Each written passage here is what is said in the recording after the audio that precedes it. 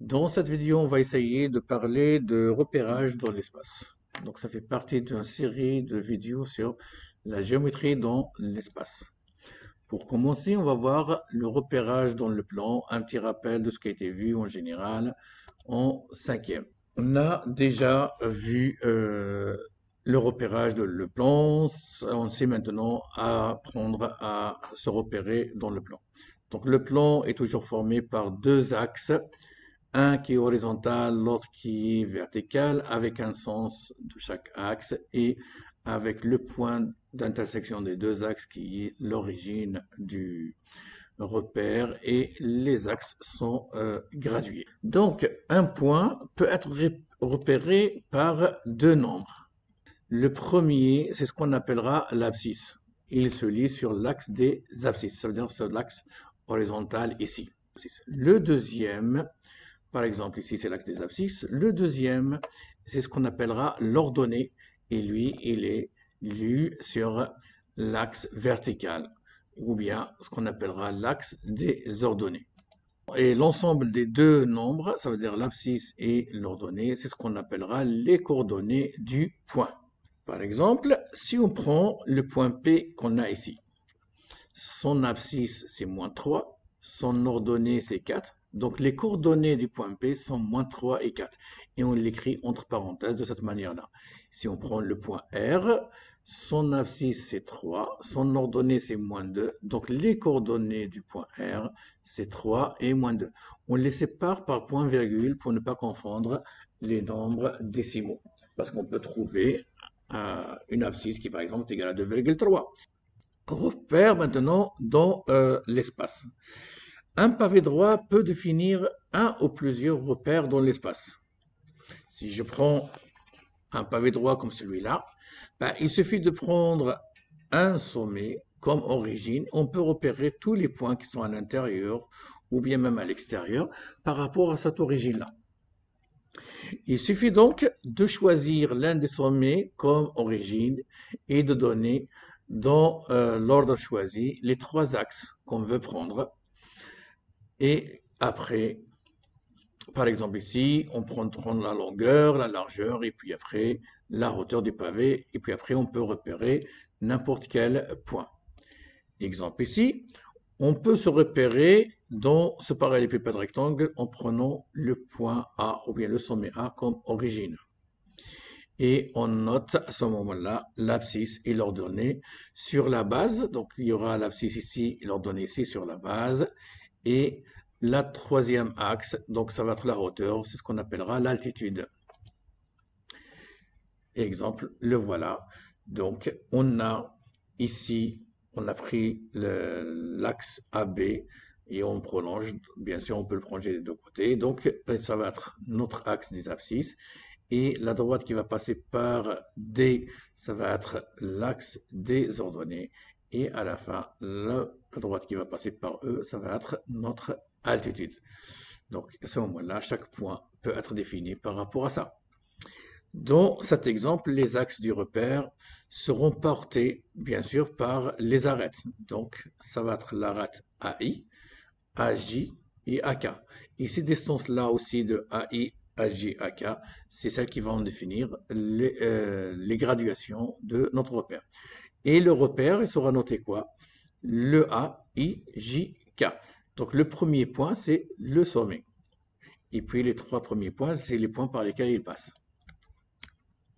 Avec, bien sûr, donc comme j'ai dit tout à l'heure, les distances, donc on a la distance AI ici, et la distance AJ et AK seront les unités respectives des abscisses, des ordonnées et des altitudes.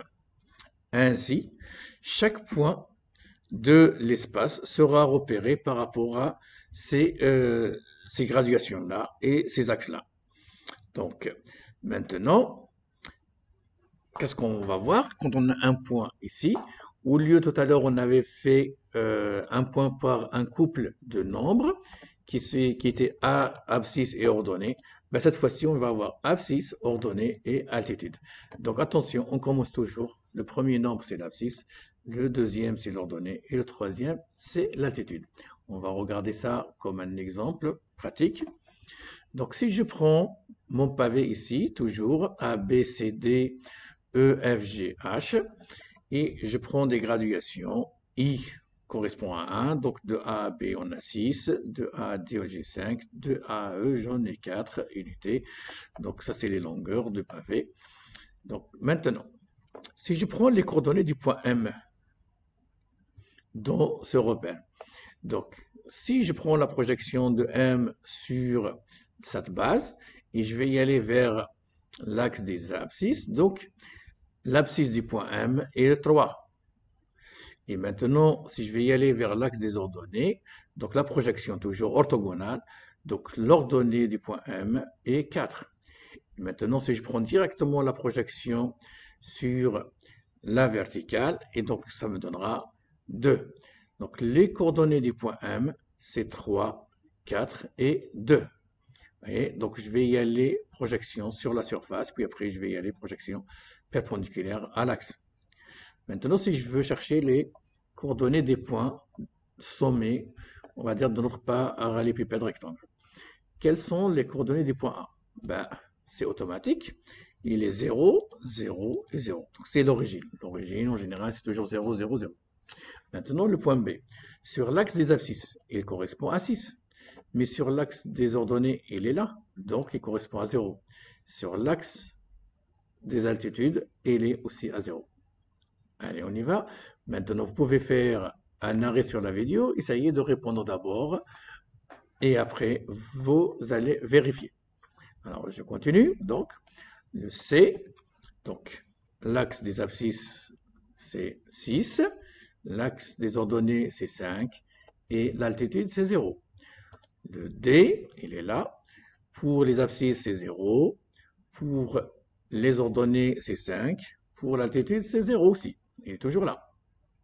Le E, là, lui, pour l'axe des abscisses, c'est 0. Ordonnée 0. Et 4 pour altitude. Bon, là, F, j'ai 6, 0 et 4. Le G, qui est là, donc j'ai 6, j'ai 5 et j'ai 4. Et le dernier, H, donc c'est 0 et 5 et puis 4. Voilà. Donc voilà, comme un exemple que vous pouvez essayer de vous amuser à faire chez vous. Si on considère maintenant le repère A, B, D, E, c'est au lieu de prendre les points I, J, K, je prends B et D et E. Les coordonnées vont changer. Ça veut dire que le point B aura coordonné quoi? Il va avoir un 1. Il devient 1 parce que tout ça, ça devient une unité. Mais par contre, il aura 0 et 0. Le point C, lui, il va avoir une unité ici. Il va avoir aussi une unité là. Et avoir 0 ici. Et le point H, lui, par contre, il va avoir 0 et une unité, une unité. Le point F, 1, 0 et 1. Et le point G, par contre, il va avoir 1, 1, 1. Parce que tout ça, les 6, ça va être considéré comme une unité. La distance entre A et D sera considérée comme une unité. Et la distance entre A et E sera considérée comme une unité. Voilà. Donc, vous pouvez à chaque fois s'arrêter et essayer de résoudre d'abord et après revenir sur la vidéo. Maintenant, on va parler de ce qu'on appelle les coordonnées géographiques sur une sphère, comme la Terre par exemple. Donc, souvent, on assimile la Terre à une boule de 6400 km de rayon et de centre haut. Donc, on l'a comme ici. Donc, on a le pôle nord, le pôle sud et on a l'est et l'ouest. Ce qui se passe ici, les points N et S donc, vont représenter le pôle nord et le pôle sud. Et on a les demi-grands cercles qui relient le nord et le sud. Ces demi-cercles ici qui descendent, on va dire qu'on appelle les verticales aussi, sont ce qu'on appellera les méridians. Et parmi ces méridians, on a celui qui va passer par Greenwich, qui est connu, qu'on appelle le méridien de Greenwich, qui est représenté ici par le vert. Et les demi-cercles de diamètre NS toujours, qui passent par G, c'est ce qu'on appellera le méridien de Greenwich. Voilà. Et donc, on a le demi-cercle ici en vert qui a pour diamètre NS et qui passe par le point G qui est le Greenwich. C'est ce qu'on appellera le méridien de Greenwich. Le cercle de la section de la sphère terrestre par un plan passant par le centre haut de la Terre et perpendiculaire à l'axe du pôle se nomme quoi? Se nomme l'équateur. Le cercle ici, voilà. Maintenant, le cercle rouge que vous voyez ici, qui est, lui, perpendiculaire à l'axe nord-sud. Le cercle nord-sud, c'est ce qu'on va appeler l'équateur, celui qui divise la Terre horizontalement. Et lui, il a on va dire le cercle qui passe par le point E et le point W ici. Donc, on repère un point sur la Terre par la donnée qu'on appellera la longitude. Donc, c'est l'angle en degrés avec le méridien de Greenwich, suivi de la lettre W pour ouest et de E pour est. On va regarder un point et on va regarder quel est l'angle qu'il forme ici par rapport au rayon Greenwich. Donc, c'est ce qui est représenté ici par le rouge. Et puis après, on fait ouest, c'est-à-dire on va aller de ce côté-là, ou bien l'est de l'autre côté. Et puis, par sa latitude, ça veut dire verticalement, maintenant, on va regarder l'angle qu'il forme avec l'équateur. Et on va le suivre par la lettre N s'il monte en haut, s'il est plus haut que l'équateur, et par S s'il est plus bas que l'équateur. Si on prend notre exemple ici, New York, donc, se trouve quoi? À 74 degrés ouest, donc, par rapport au méridien de Greenwich, et à 41 degrés nord. Donc, les coordonnées de New York sont 74 degrés ouest et 41 degrés nord. Un petit exercice pour essayer de voir. On s'aidant de la sphère qu'on a ici, donner les coordonnées des points A, B et C. Donc j'ai le point A ici, j'ai le point B ici, j'ai le point D ici. Donc comment on va faire? Donc si on prend le point A, il est où? Donc ici, notre axe, il est là. Deux repères, 0, il est là. Donc A, il se trouve sur un demi-cercle qui est à 21 degrés. Vous voyez, on a des degrés sur la sphère qui nous font 21 degrés, mais est. Donc, il est à 21 degrés est. Par contre, il se trouve sur un cercle horizontal qui est représenté par 64 degrés. Donc, il est à 64 degrés nord.